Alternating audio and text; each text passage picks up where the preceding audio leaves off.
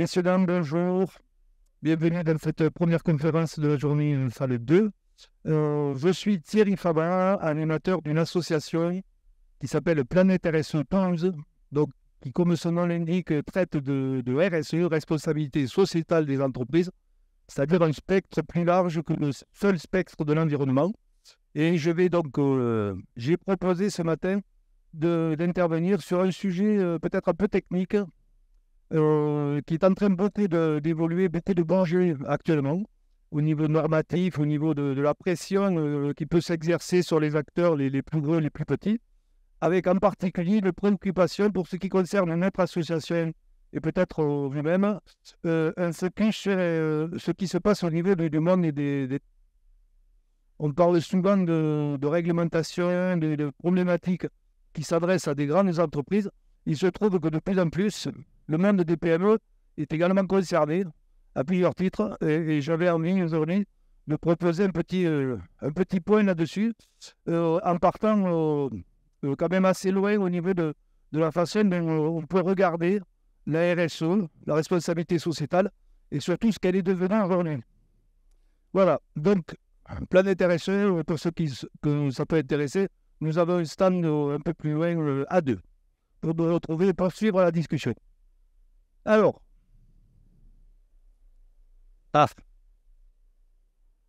commence. Responsabilité sociétale de l'entreprise. Tentez que vous ne soyez pas tous bien au clair sur ce que ça représente et ce que ça veut dire. Je vais vous faire juste un rapide tour d'horizon de cette notion. On ne va pas trop insister, je vais passer très vite, je m'en excuse d'entrée, mais il me semble bien de repréciser deux, trois choses. La RSE, donc, qui est en France surtout connue et qui s'est fait connaître au travers d'une norme qualité, ISO 26000, qui est arrivée en 2010. Mais en fait, l'histoire de la responsabilité sociétale remonte à quelques années avant, et surtout au niveau des notions fondamentales qui encadrent la RSE, je voulais rappeler deux, trois choses. Et donc, que la RSE, fondamentalement, était le départ, ça a surtout été une question éthique. La responsabilité sociétale, même le terme a été mis en avant par un certain Howard Bowen en 1953, qui écrivait lui-même, qui a eu une commande de l'Église protestante aux États-Unis, qui lui demandait de réfléchir à la responsabilité des businessmen. Voilà, et les travaux qu'il a effectués, les premiers ouvrages qu'il a sortis sur le sujet ont inspiré aux États-Unis, et petit à petit, au niveau mondial, et en particulier européen et français, cette notion de RSE, qui donc, en 2010, après des années de transformation, est devenue un ordre et un peu devenu un référentiel pour savoir de quoi on parle.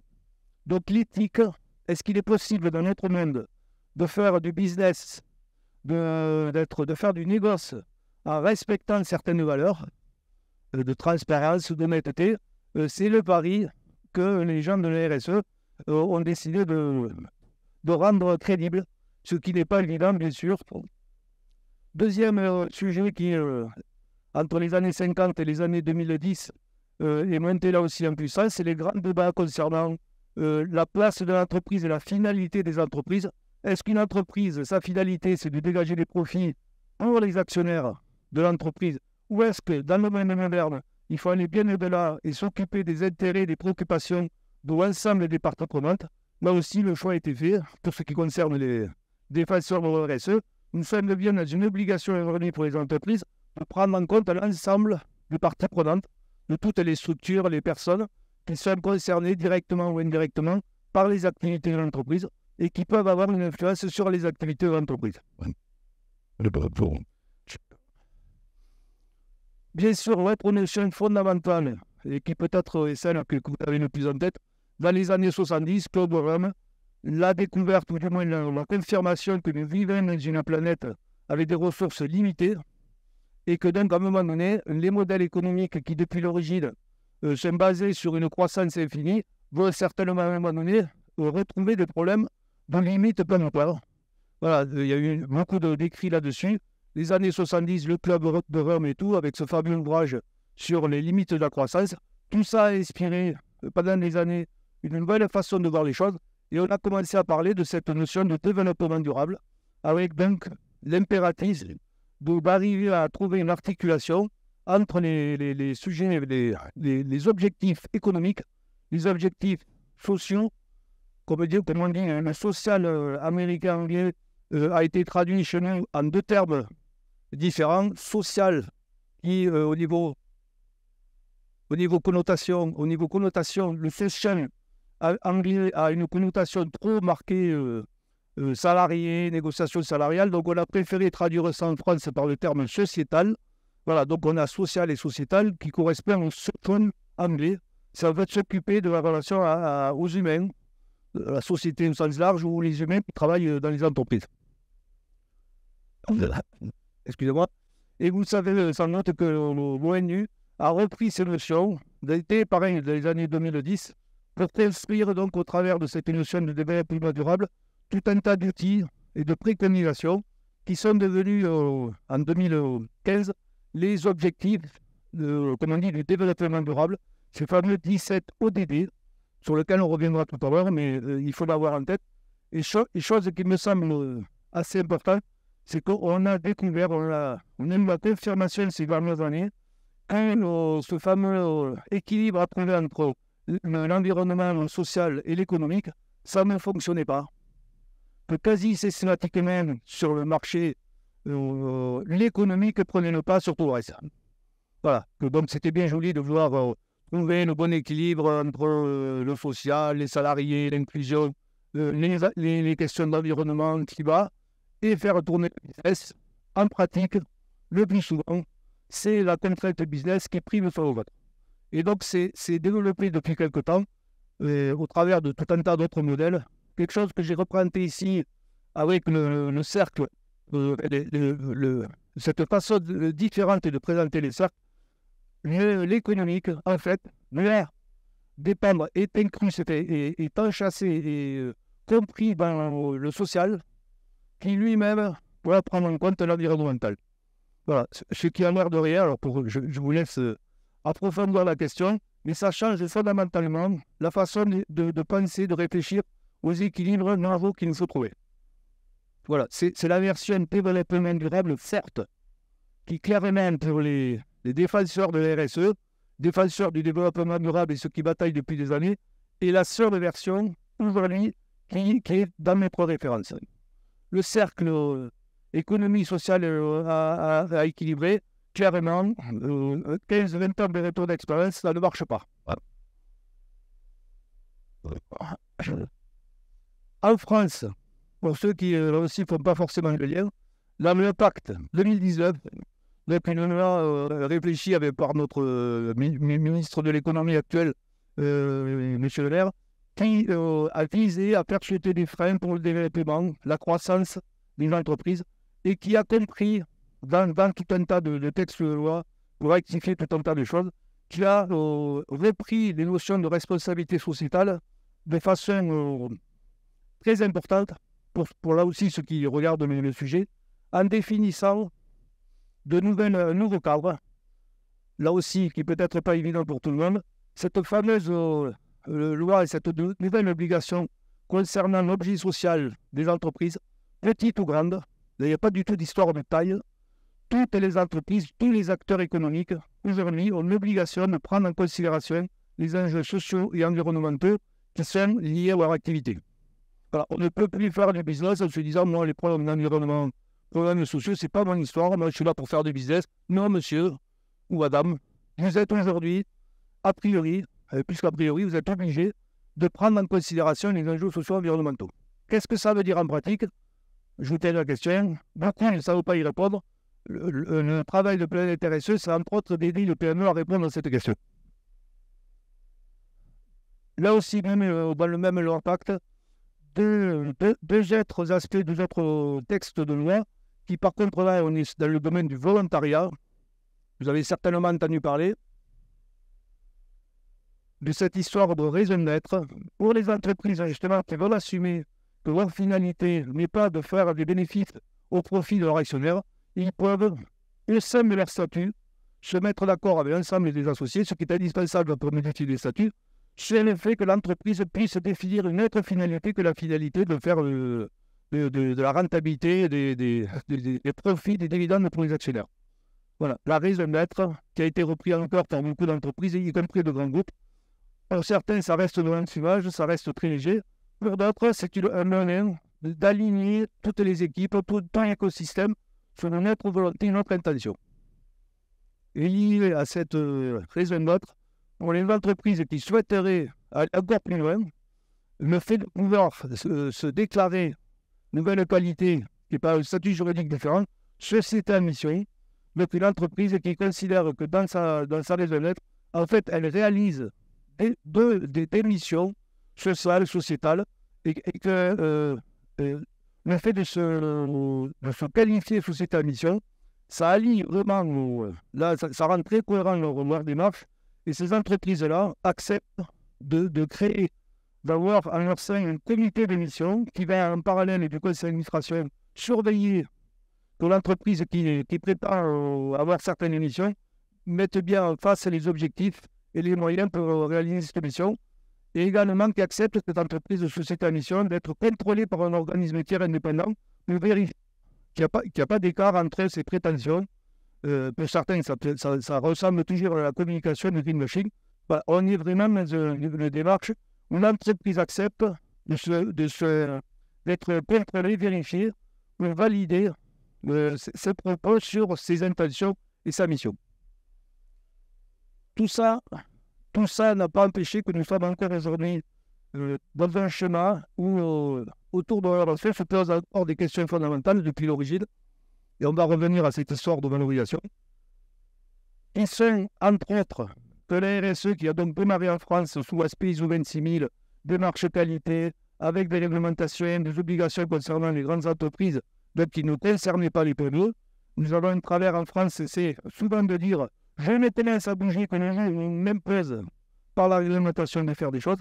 Donc on est toujours un peu dans ce chemin. Il faut que les entreprises, les PME, les TPE, comprennent un peu mieux le tenants aboutissants de la RSE et puissent s'y inscrire dedans, sans pour autant qu'aujourd'hui, il y ait des lois, à part cette fameuse loi Pacte, qui quand même oblige tout acteur économique anima à s'intéresser à la RSE.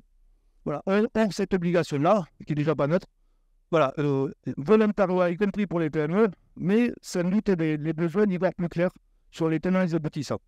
Là aussi, c'est le gouvernement de RSE d'essayer de rendre tout ça un peu plus comestible, y compris pour les petites boîtes. Autre sujet qui est depuis le début, bien sûr, en question, est-ce qu'une entreprise qui se lance dans une démarche RSE et qui le fait de façon sérieuse, est-ce qu'au bout du bout, même si son objectif, sa finalité n'est plus de dégager juste des profits pour ses actionnaires, est-ce que la RSE permet d'améliorer, de maintenir la rentabilité, la profitabilité d'une entreprise? Pour ces questions qui a été depuis le début de la RSE en débat, aujourd'hui, je peux dire qu'il n'y a plus la question. Toutes les études depuis 15-20 ans confirment que la RSE, une démarche RSE menée de façon sincère, a un impact positif, y compris sur le côté économique. Ce n'est pas inscrit dans la marbre, ce n'est pas évident dans la façon dont on fait la RSE, mais si on s'y prend d'une certaine façon, et c'est ça que je vais essayer de vous dire, on doit pouvoir, en plus d'avoir des actions favorables par rapport à l'environnement, ou du moins qui n'abîment plus l'environnement, qui sont orientées vers les hommes, voilà, la qualité de relation humaine, l'inclusion et tout, on doit pouvoir, à la sortie, travailler des aspects économiques même profitables. Et enfin, donc, cette fameuse question que je pose aujourd'hui, se lancer dans une démarche RSE, est-ce qu'on va valoriser? J'arrive à valoriser, est-ce que c'est facile ou est-ce que c'est compliqué? On va valoriser les efforts qu'on fait. On voit bien que certains essaient de valoriser leurs efforts par de la communication, parfois un peu exagéré. On peut considérer sur les greenwashing. Voilà. Qu'est-ce qu'il en est de cette valorisation? Entreprise plus responsable. Là aussi, aujourd'hui, vous savez, la RSE, la responsabilité de développement durable, comme je dis, est devenue time to market. On est, depuis l'après-Covid, tout le monde, citoyens, consommateurs, entreprises, se dit que marquer le fait qu'on est plutôt préoccupé par ces sujets, ça marque des points. Et donc la question, c'est qu'à travers toutes ces affirmations, moi je suis engagé, moi je suis entreprise à mission, moi je suis entreprise impact, moi je suis ci, je suis là. Qu'est-ce que ça veut dire concrètement? Pour vous faire un tableau assez rapide pour la situation, je dirais qu'en gros, j'ai tendance à séparer trois façons, trois approches, trois contextes pour situer les entreprises soi-disant responsables. L'approche normative, donc on retrouve ce que j'ai pu le dire au début. Nous avons en France, en Europe, même dans le monde, un référentiel donc, qui s'est imposé depuis 2010, qui a évolué, changé dans ses applications, mais pas dans ses grands principes. Donc on retrouve voilà, les 7 domaines, vous connaissez certainement, c'est facile au moins dans la littérature de voir un peu de quoi il retourne. Voilà, ces sujets-là, ce référentiel-là continue et même, je dirais, est en train de reprendre de l'importance. On a depuis le début donc, les fondamentaux, des choses qui ont été mises à l'épreuve des faits. Ça a permis de se poser de bonnes questions. Toute cette expérience au retour, je pense qu'on peut s'appuyer dessus. Et je pense qu'aujourd'hui, le RSE, ISO 26000 et tout, est un bon référentiel pour permettre à des entreprises de montrer aux raisons et quelque part de valider, de rendre tout à fait concret et sérieux leur engagement. Mais c'est une approche normative. Quand je dis normative, donc ça repose sur des critères, c'est très administré. Donc pour beaucoup de PME, ça peut sembler être trop bureaucratique, trop administratif, trop loin de leur pratique. Donc il y a certainement, comme je vous disais, un effort d'adaptation à faire, ce que pas mal de structures essaient de faire et qu'entre autres notre association, sans en faire des tonnes sur l'association, qui rend tout ça un peu plus évident. On n'est pas, avec la RSE, dans un chemin complètement hallucinant ou avec les 250 critères qu'il faut satisfaire pour se prétendre RSE. Ça, ce n'est plus vrai. Cette excuse-là, il n'y en a plus de fondement. D'ailleurs, là aussi, depuis, pour appuyer cette démarche normative, sachant que l'ISO 26000, ça a été un sujet pas neutre, n'est pas une certification, n'a pas la qualité de certification, c'est une démarche qualité, d'amélioration continue. Donc, il y a ce côté, ce n'est pas certifiant, donc ça n'a pas le poids. Pour certains, ça n'a pas la valeur d'être énorme. Voilà. Mais ce qui n'empêche pas qu'il existe tout un tas de labels qui s'appuient sur la RSE, version ISO 26000, et qui permettent quand même d'avoir, pour les entreprises, y compris les PME, un soutien, des points de référence, des points de contrôle adaptés à leur situation. Je vous ai mis ici quelques-uns des labels les plus connus, donc sont gérés par la ONAFTER, Lucie, qui historiquement est une structure qui accompagne beaucoup les PME sur leur démarche RSE. Vous avez les écocercles en région, plutôt orientés sur les facteurs de l'alimentation. Les labels sectoriels qui ont pris les bases de l'ISO 26000 et les ont traduit plus spécifiquement par secteur d'activité pour aider surtout les PME à savoir les critères sur lesquels ils allaient être jugés, qui importaient pour eux, leur éviter d'aller brasser tout un tas de questions qui en fait les concernent assez peu. Des outils de plateformes d'évaluation comme Génétique, un outil en ligne avec qui nous sommes partenaires, qui rendent les choses beaucoup plus comestibles et qui permettent de se situer de façon, je dirais, assez pratico-pratique. Voilà, j'ai mis aussi, vous connaissez certainement, Bicorp, enfin, voilà, des labels qui traitent là plus à la limite des entreprises engagées dans des schémas comme raison d'être, comme les sociétés à mission, voilà, qui sont dans des démarches qui essaient même de dépasser les RSE. Pendant ces approches, je dirais, très normatives, donc avec tout un tas de critères, de sous-critères, de domaines d'action, vous avez des approches que je qualifie, et que je ne suis pas le seul à qualifier de contributives, avec ces fameux objectifs de développement durable dont je vous parlais, mais qui est donc sur certains sujets qui concernent la planète et les populations, ils sont rappelés ici, donc la faim, la pauvreté dans le monde, le respect, tout un tas de choses. Je vous laisse les découvrir si vous ne les connaissez pas.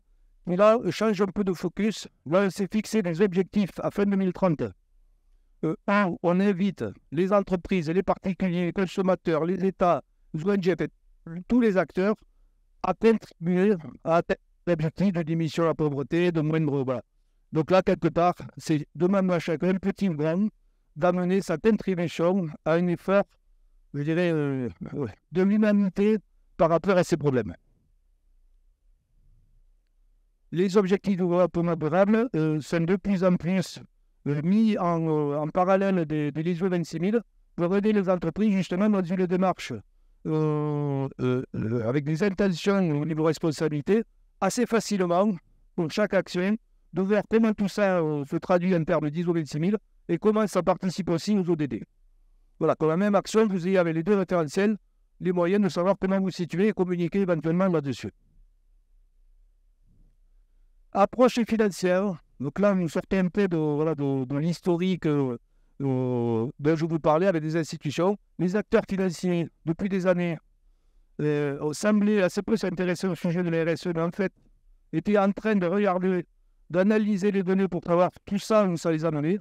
Vous avez des acteurs financiers qui sont un peu plus concernés, comme les assureurs, qui, vous le savez, gèrent énormément d'argent de nos propres assurances, assurance vie, assurance, qui viennent commencer à s'inquiéter des rapports de plus en plus nombreux sur les risques climatiques, sur les risques au niveau de la biodiversité, et eux qui assurent ces risques-là, de voir que ça allait leur coûter très cher, rapidement, si on ne faisait pas un changement assez fort dans les orientations.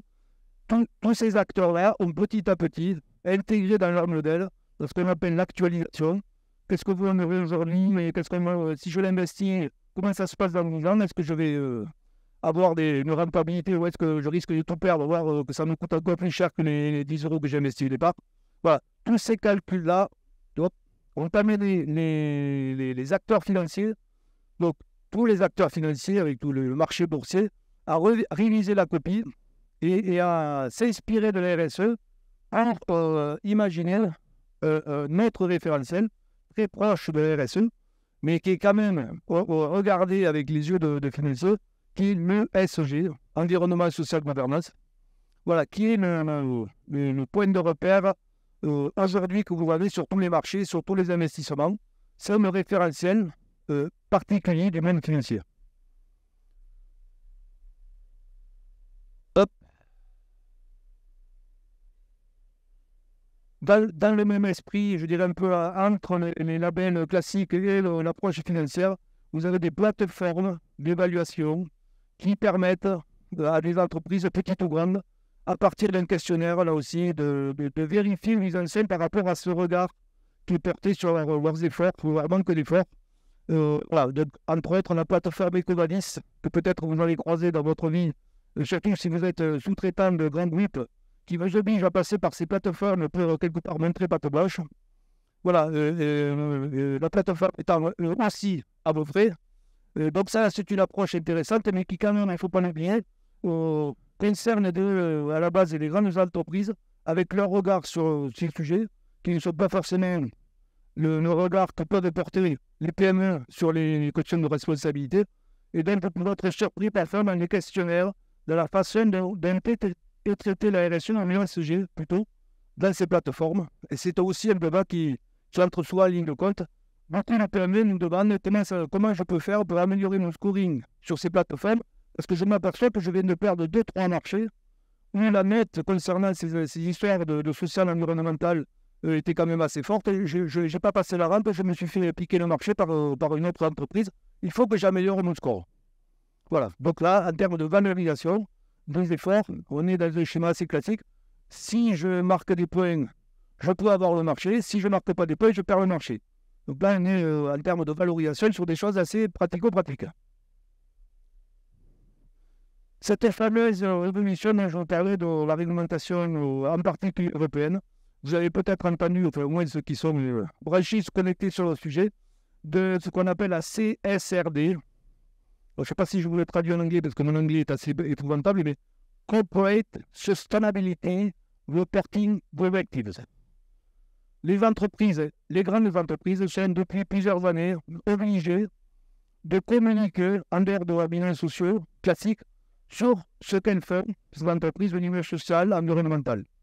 Et il y a eu tout un tas d'évolutions de la réglementation, mais ça fait 10 années qu'elles ont des obligations, comme on dit, de reporting, qui sont passées par tout un tas de formats, suivants qui ont évolué en regardant que ces entreprises, les grandes, obligées de communiquer, suscitaient pas mal d'amende, nous racontaient de belles choses dans ces rapports extra-financiers, mais ne traitaient pas le cœur du sujet. Petit à petit, les observateurs internationaux des organisations leur ont demandé de rectifier le tir, où on a abouti à un gros virage.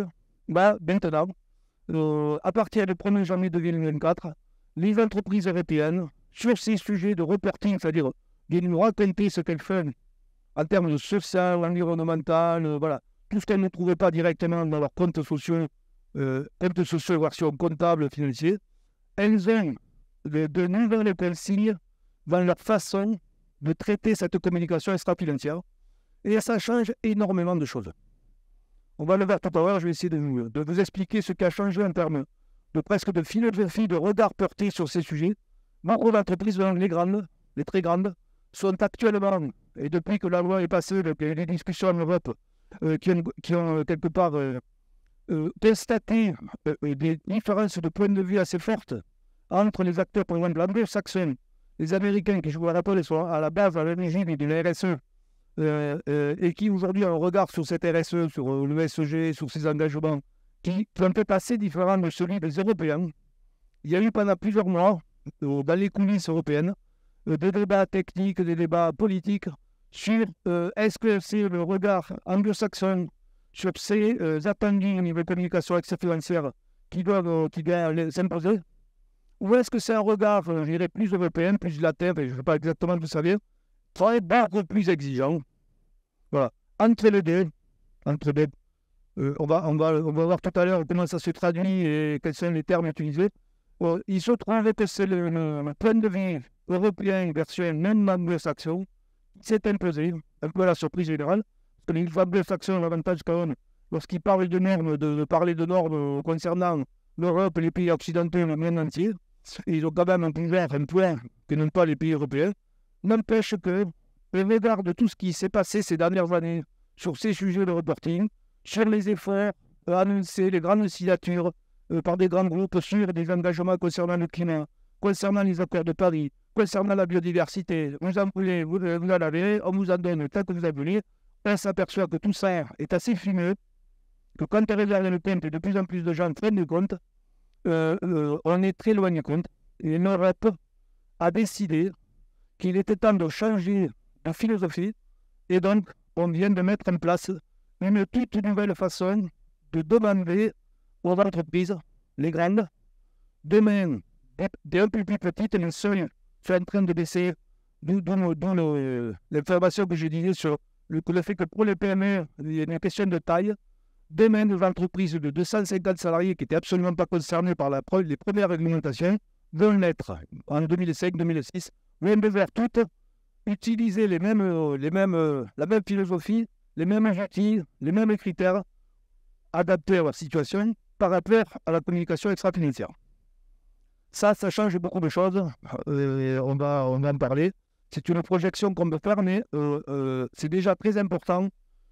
Pour la France, après la loi Pacte, donc, je dis quelque part qu'il a précisé, qu'il a donné un cadre juridique à ce qu'est la RSE et ce qu'on peut faire au niveau volontariat. Là, on est sur, là aussi, je dirais presque un virage entre les Européens qui est censé être pris en compte par toutes les entreprises internationales qui demain vouloir pénétrer le marché européen. Il va falloir qu'elles se mettent en phase avec ces nouveaux critères. Dans cette histoire, là aussi, je ne vais pas rentrer trop en détail parce que là, ça peut donner mal à la tête et je n'ai pas d'aspirine à distribuer aux gens qui sont là.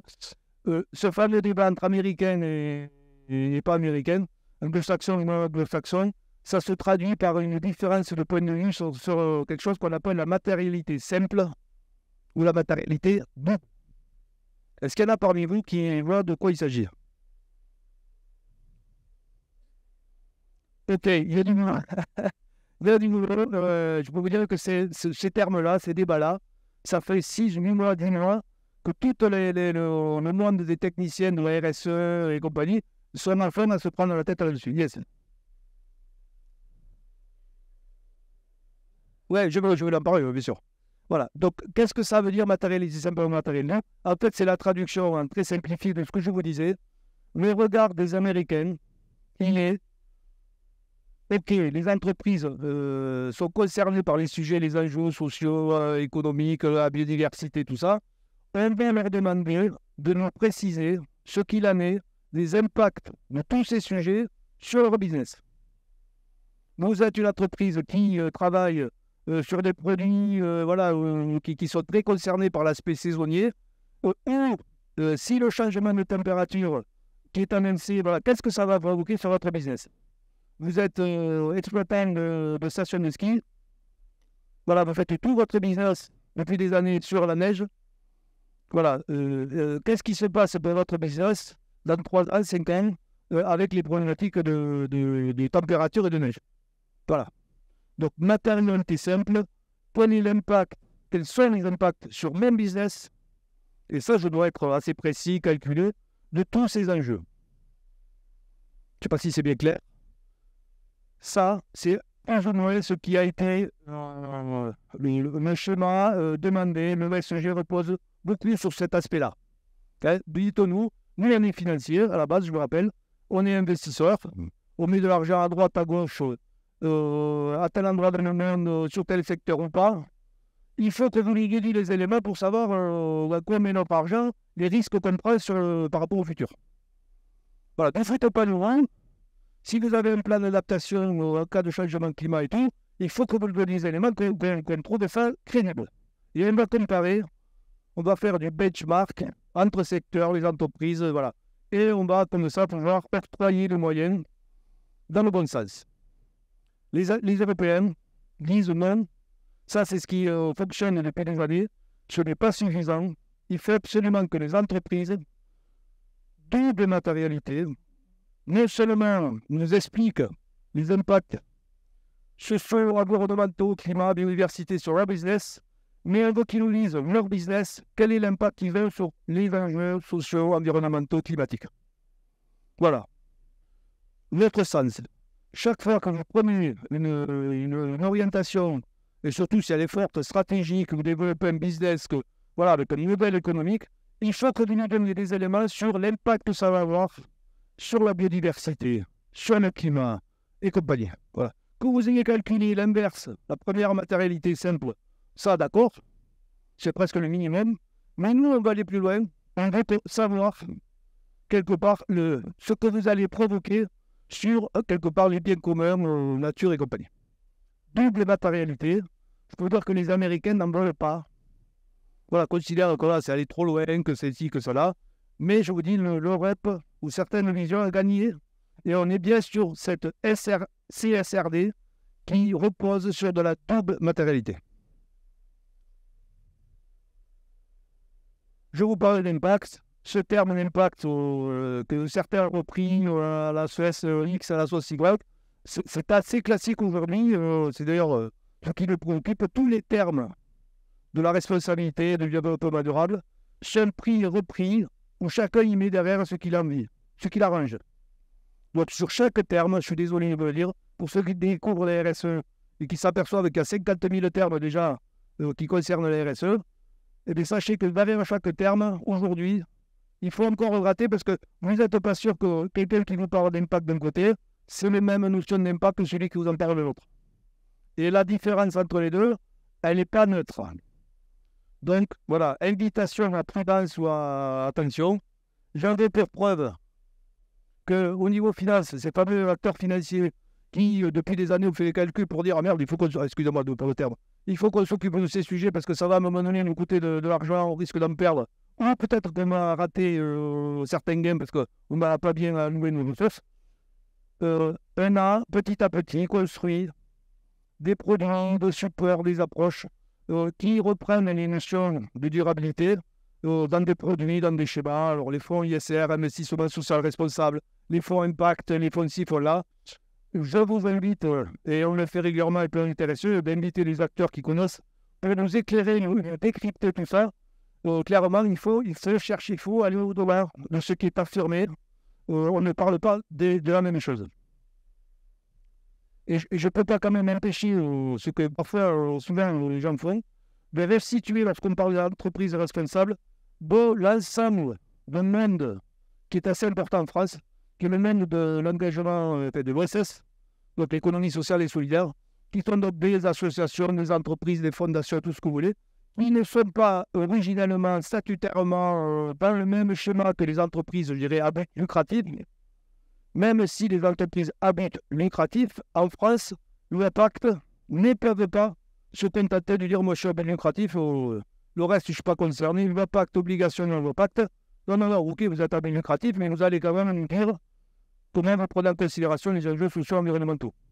Et si votre rentabilité, dont vous vantez les milliards d'euros que vous faites, les dividendes que vous distribuez, on percute que c'est au détriment de l'impact sur la nature, que vous n'avez pas pris en compte ci, que vous n'avez pas pris en compte ça, elle va certainement demain vous demander les comptes et peut-être vous envoyer une addition. Voilà, donc ce n'est pas d'autre. Les entreprises de l'économie sociale et solidaire, qui sont sur des schémas très différents en termes d'argent, parfois même sont complètement plutôt dans les optiques anticapitalistes et tout, sont aussi des entreprises qui font les choses sociales, sociétales. Donc ce sont des domaines qui, quelque part, sont pour certains, entre les entreprises RSE et les entreprises ESS, dans la même dynamique, qui ne sont pas sur les mêmes chemins. Et je pense qu'on va de plus en plus les retrouver ensemble pour avancer sur ces sujets. Cette séparation, c'est une frontière entre monde lucratif et monde non lucratif, ou du moins ESS connoté. Tout ça est devenu très fragile depuis qu'existent les sociétés à mission, des raisons d'être, avec des entreprises à but lucratif qui ont vraiment, au sein de leur ADN et dans leur volonté, qui sont respectueuses de l'émission du côté social et qui se sont éloignées vraiment de l'aspect purement financier, rentabilité pour les actionnaires. Et c'est là aussi un sujet que Planète RSE, nous sommes depuis longtemps à discuter, échanger avec des acteurs, comme on dit, de l'ESS, deux mondes qui parfois vivent un peu leur vie chacun de leur côté. On est en train de voir toutes les passerelles à créer pour s'enrichir les uns les autres. Les entreprises de l'ESS ont certainement beaucoup d'expérience retour à partager avec des entreprises qui ont envie de faire des choses dans le social sociétal, mais qui ne sont pas de l'ESS.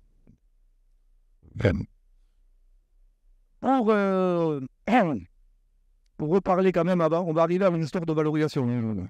En fait, tout ce schéma quand même, c'est peut-être un peu vu de très haut, mais ça me semble indispensable pour comprendre un peu de quoi il s'agit quand on parle de valorisation.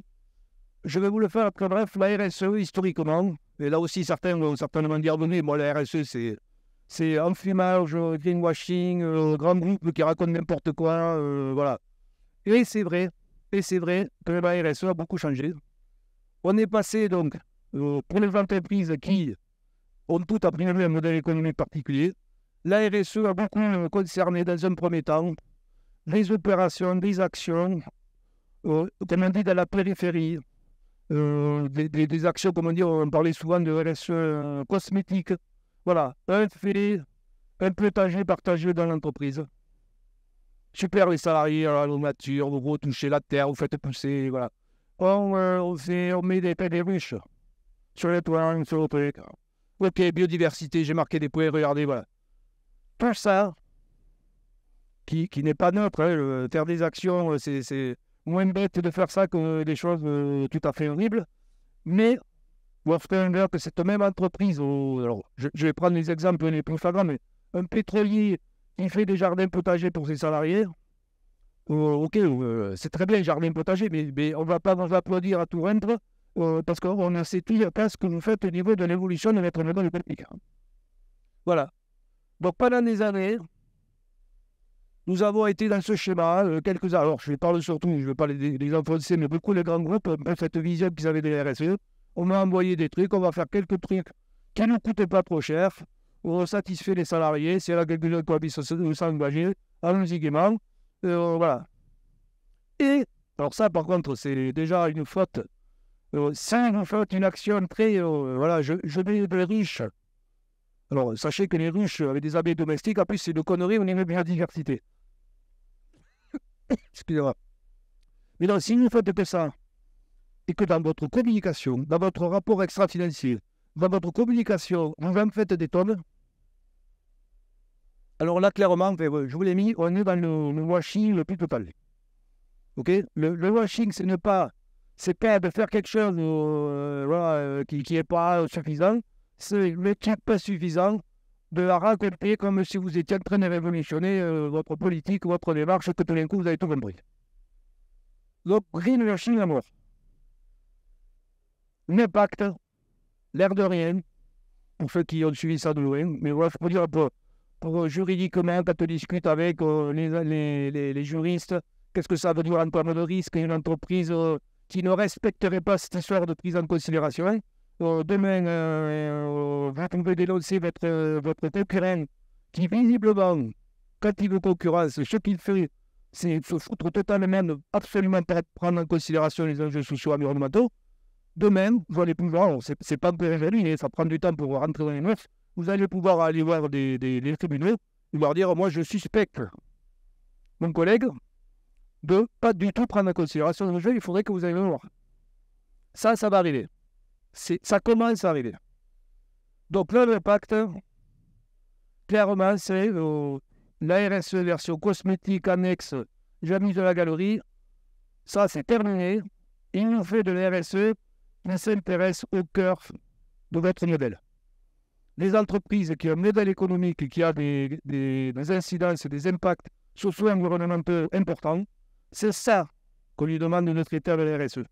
C'est pas d'amuser la galerie avec des petits trucs. Et ça change beaucoup de choses, bien évidemment. Hop. Ah, pardon.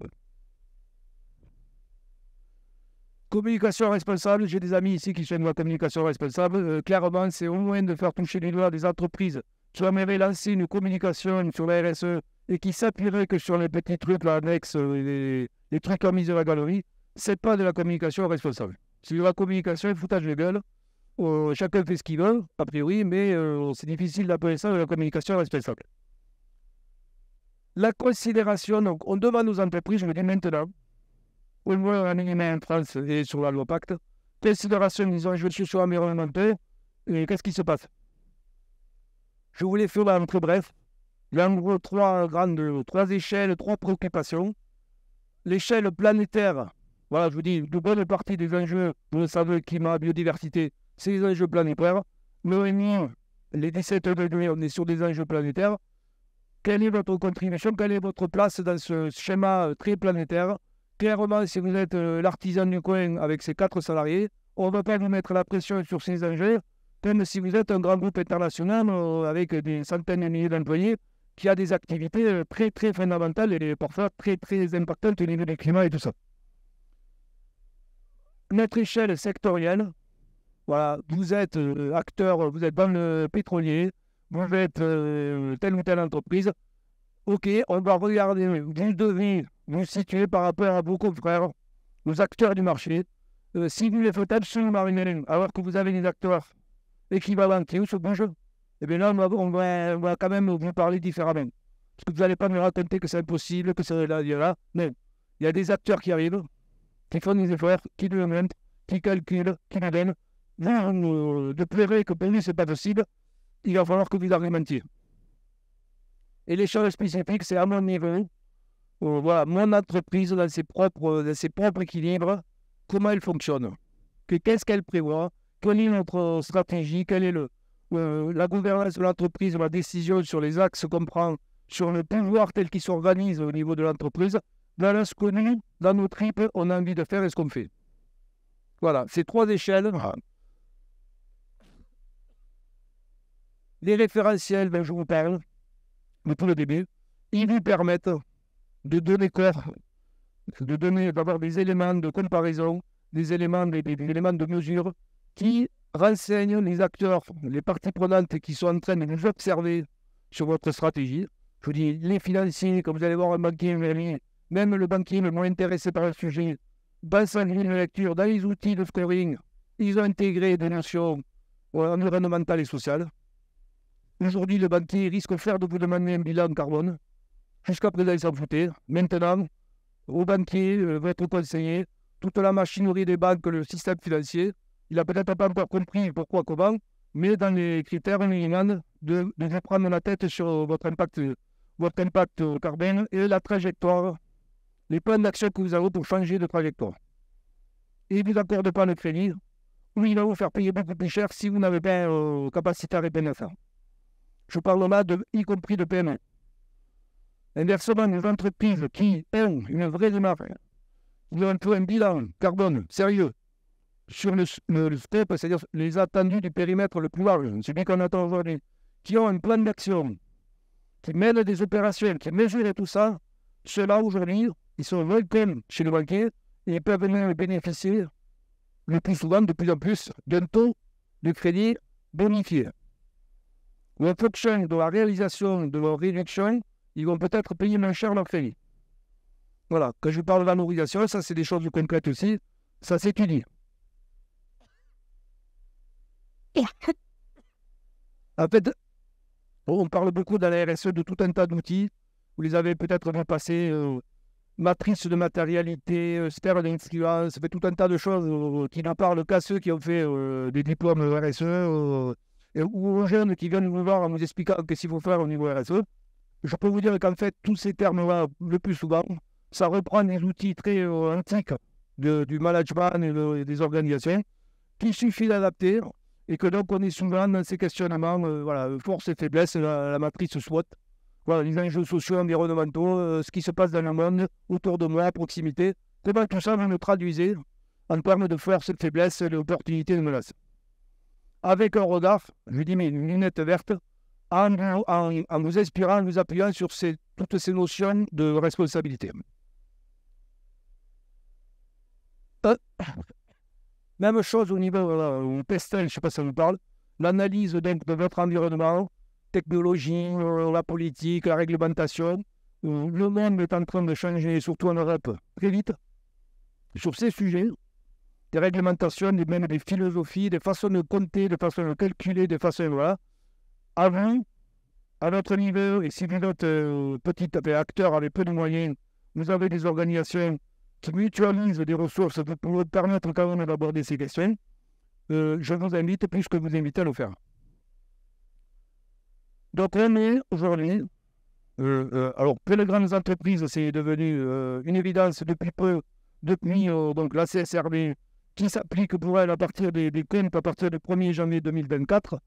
Les comptes des entreprises, des grandes entreprises, fin 2024, ils vont devoir être accompagnés d'une communication extra-financière sur ces nouvelles bases. Donc nous sommes voilà, aujourd'hui, dans une démarche alors, qui ne touche pas encore toutes les PME et compagnies, mais je dirais une nouvelle histoire qui prend ces logiques-là, qui va concerner y compris les PME. Voilà, de l'information extra-financière, qu'est-ce que vous êtes capable de raconter avec l'environnement sur tous les sujets. On est bien, voilà, dans un schéma où la communication, les belles histoires, le narratif, comme on dit les gens de la communication, ça ne suffit pas. Et il faut, lorsque c'est possible, alimenter ça à l'information beaucoup plus factuelle, petit à petit, donc pour arriver à être crédible dans ce que vous racontez sur votre démarche. Je vais passer plutôt vite sur un outil que nous utilisons et que nous sommes en train de développer au niveau de Planète RSE, qui est un terrain d'enjeu. Alors je vous le fais très bref, parce que déjà je n'ai plus le temps et je voudrais finir sur la valorisation. Donc un outil, en fait, vous voyez, un parcours qui essaie de traduire dans un ensemble, de donner une vision globale de tout ce que je viens de vous raconter et de surtout, alors je défile, je ne vous explique même pas, ou très peu, qui permet de restituer tout ce que je viens de vous raconter à l'échelle de votre entreprise, y compris si c'est une PME.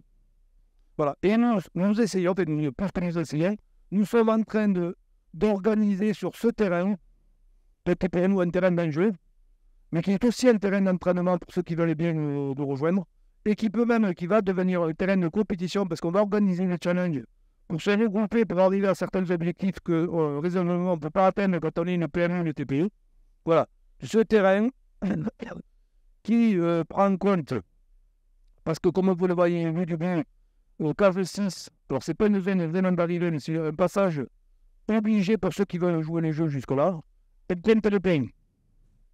Ok, vous vous engagez, vous faites des choses, zone 6, voilà, vous avez des parties prenantes qui vous regardent, des parties prenantes qui peuvent être très différentes, le financier, le banquier, vos salariés, qui sont parties prenantes quand même assez particulières, vos actionnaires, machin, ils n'ont pas le même regard sur votre engagement et ce qui leur importe. Quand vous devez passer devant ces gens-là, c'est même un juge, et est-ce qu'on vous accorde, on vous applaudit, on vous dit, t'es gentil, garçon ou fille, t'es quand même un peu léger dans les arguments. Je suspecte qu'il y a pas loin du greenwashing, voire c'est franchement du greenwashing. Sachant que malheureusement, je vous l'ai mis ici, les démarches RSE, le vrai démarche RSE, c'est forcément une démarche de performance globale. Vous voyez, toutes les dimensions que j'ai reprises ici, environnement, social, sociétal, économique. Il ne s'agit pas d'être super performant dans un domaine et être vraiment à la ramasse sur l'autre. Une entreprise, on envoie quelques-uns qui sont à fond en environnement, avec des dirigeants qui sont même des ayatollahs de l'écologie, qui veulent faire l'obsession, ils sont prêts à relever tous les défis, tous les critères, tous les quantitatifs de tel, c'est trop gros. C'est par personne. J'exagère, voilà. Alors là, on ne peut pas leur reprocher que leur boîte ne soit pas à fond les manettes pour trouver toutes les solutions possibles et imaginables pour avoir moins d'impact que d'empreinte. Par contre, on doit lever leurs salariés. Certains nous disent, je ne peux plus. Voilà, ça fait 15 fois qu'on dit au patron que nous, on aimerait socialement, au niveau d'une condition de travail et telle chose qui nous importe.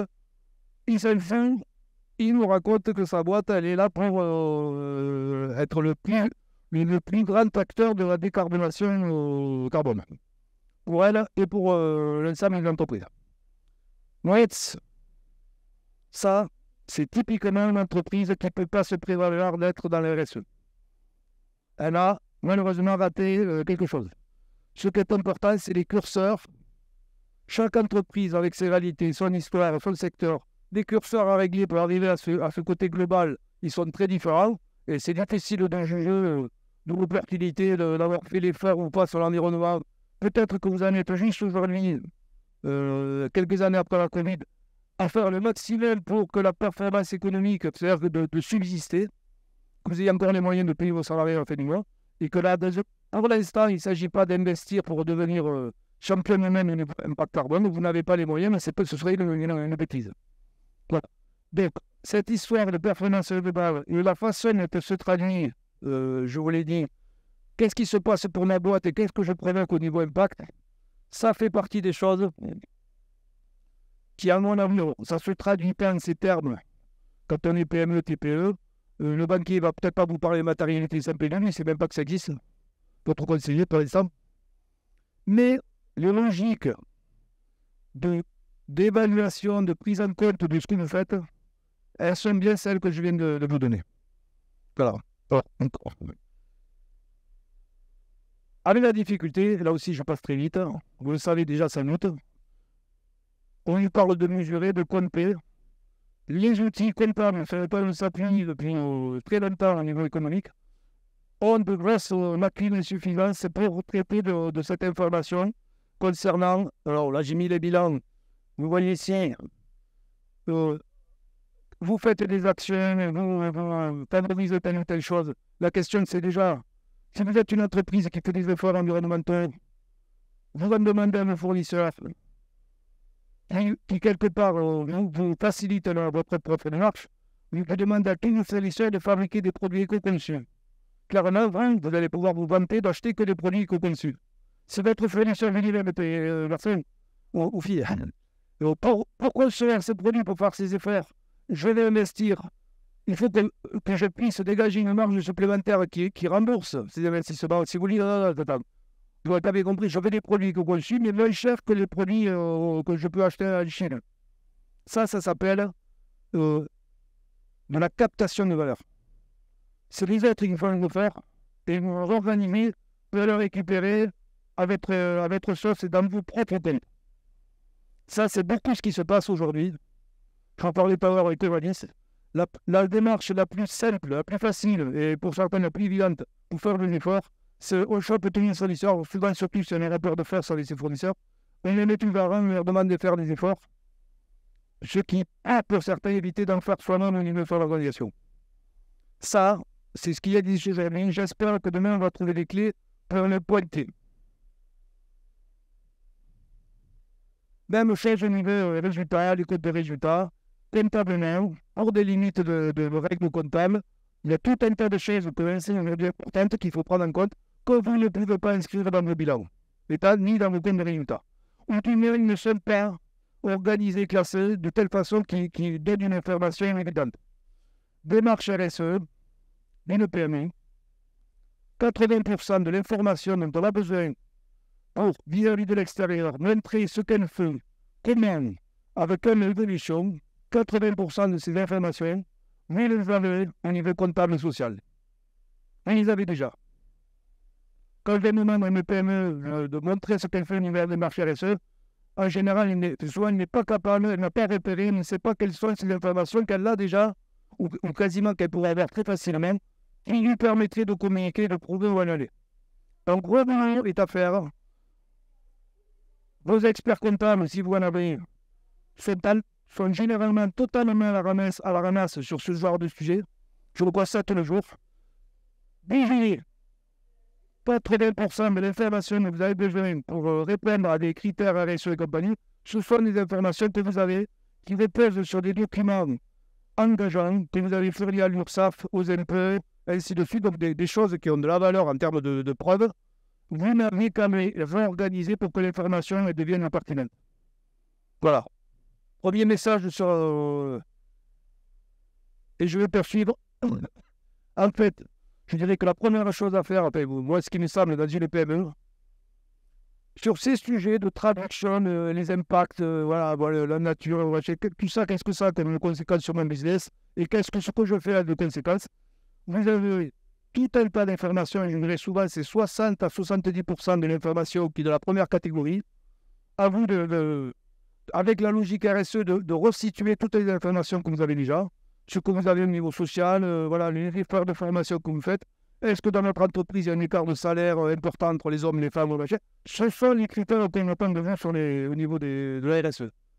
Il y a des choses qui demandent un effort. C'est clair qu'on vous demande un bilan carbone, empreinte carbone, aussi le gaz à effet de serre. Ça, vous ne l'avez pas dans les comptes. Vous l'avez faire un bilan carbone, ça c'est devenu un extra comptable, d'éléments qui me semble assez vite incontournable. Et vous avez quand même tout un tas de sociétés, il y en a plein ici, je vous invite à aller voir Take Care ou d'autres, qui sont capables de nous fournir ces bilans carbone à des conditions tarifaires qui restent tout à fait abordables par rapport aux enjeux qu'il y a derrière. Voilà, et vous avez, et ça je crois qu'il faut le checker, merde. Vous avez par contre, et ça c'est vrai, avec l'information, des choses qu'on pourrait vous demander, qu'on demande aux grands groupes, doivent être niveaux, mais oubliez, c'est pas à votre portée. La façon de calculer les infos qu'il faut, là on est dans les délires. Donc il vaut mieux identifier ça que de s'efforcer de répondre à ça. Vous êtes maire, si vous n'avez pas percuté, vous pouvez passer du temps sur les bilans, en période de bilan environnemental, la triple comptabilité, les grands groupes n'y arrivent pas. Je doute faire qu'au niveau d'une PME, on puisse révolutionner l'information comptable, extra-comptable, la double comptabilité, CARE et compagnie. Je vois que j'arrive à la fin. Voilà, on est vraiment dans ce schéma aujourd'hui. Il faut mesurer, il faut donner des informations comptables, mais vous allez le voir avec la CRCRD, je ne sais pas si j'ai le temps de finir. On ne vous demande pas de mesurer, de calculer les choses qui ne sont pas de nature à être mesurées et calculées. Voilà. Aujourd'hui, il y a cette compréhension-là. Il y a des choses, elle ne sait pas les calculer, même ça va presque beaucoup de ne pas chercher à les calculer. Et je finis là-dessus, si j'ai encore 2 minutes, on me laisse ou pas. Ce qui est en train, par exemple, de changer, je prends l'exemple un peu classique de la valeur économique de la nature. Qu'est-ce qui s'est passé ces dernières années sur ce sujet? On est passé d'un chemin, il fallait regarder la nature sur comment ça contribue à mon business. On est en train de découvrir, je vous laisserai donc le support de l'élaborer. On est en train de découvrir que ce n'est pas ça le sujet. En fait, il faut arriver à comprendre les interrogations, mais il ne faut surtout pas essayer de traduire en termes économiques, financiers, tous les éléments de la nature, surtout qu'on est quand même assez mal barré pour regarder les causes à effet, tout ça. La complexité de la nature, ce n'est pas avec quelques tableurs Excel qu'on a traduit en chiffres. Merci de votre attention. Je n'irai pas plus loin. À une prochaine fois.